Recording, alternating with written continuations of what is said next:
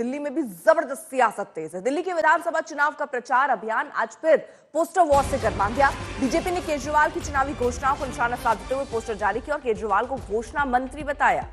उधर आम आदमी पार्टी ने अपने पोस्टर में एक बार फिर पूछा कि बीजेपी का मुख्यमंत्री चेहरा है कौन।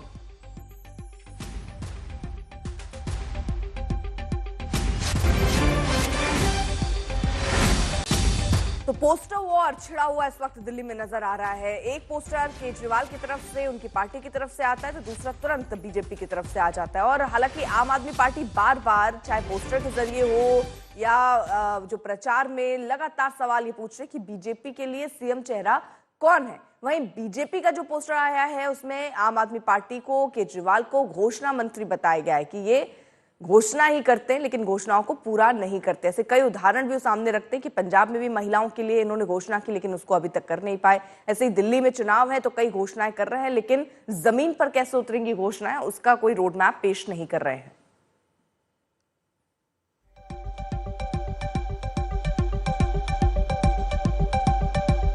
तो दिल्ली के चुनावी दंगल में वादों पर भी बयान छिड़े हुए हैं। कई ऐसे बयान भी सामने आ रहे हैं। अरविंद केजरीवाल पर कथित हमले के मामले में भी सियासत तेज है। आपका दावा है कि हमलावर बीजेपी के थे। केजरीवाल ने एक दिन पहले आरोप लगाया कि बीजेपी हिंसा की राजनीति कर रही है। इस मामले में बीजेपी ने भी केजरीवाल पर हमला बोला। प्रवेश वर्मा दावा कर रहे हैं कि महज सवाल पूछने पर 3 लड़कों को गाड़ी से कुचल दिया गया।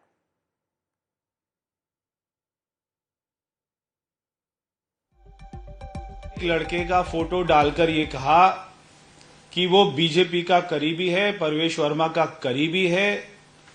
यहां के सारे 1,09,000 वोटर ही मेरे करीबी हैं, वो सारे ही मेरे अपने हैं। अगर अरविंद केजरीवाल यहां के वोटर्स को अपना नहीं मानता है, उनको गुंडा बोलता है। पहले उन्होंने कहा कि पश्चिमी दिल्ली से गुंडे आए हुए, फिर उन्होंने कहा मुंडका गांव से गुंडे आए हुए, फिर उन्होंने कहा हरियाणा से गुंडे आए हुए। जब उनको पता लगा तीनों के तीनों लड़के ही यहीं के स्थानीय वोटर हैं, उसी एरिया में रहते हैं जहां पे अरविंद केजरीवाल का कार्यक्रम था, तब उन्होंने अपना स्टेटमेंट बदला कि मेरे ऊपर में पथराव हुआ है। पुलिस कार्रवाई करे, इलेक्शन कमीशन कार्रवाई करे कि जो जनता के सामने आप जाकर वोट मांग रहे हैं, जब वो आपके सामने सवाल पूछने आते हैं तो आप उनके ऊपर में गाड़ी चढ़ा देते हैं और उल्टा ये नैरेटिव बनाते हैं कि मेरे ऊपर में पथराव हुआ। तो ये तो बीजेपी को आपने सुना, लेकिन अरविंद केजरीवाल हुए हमले पर क्या कह रहे हैं जरा वो भी सुनिए।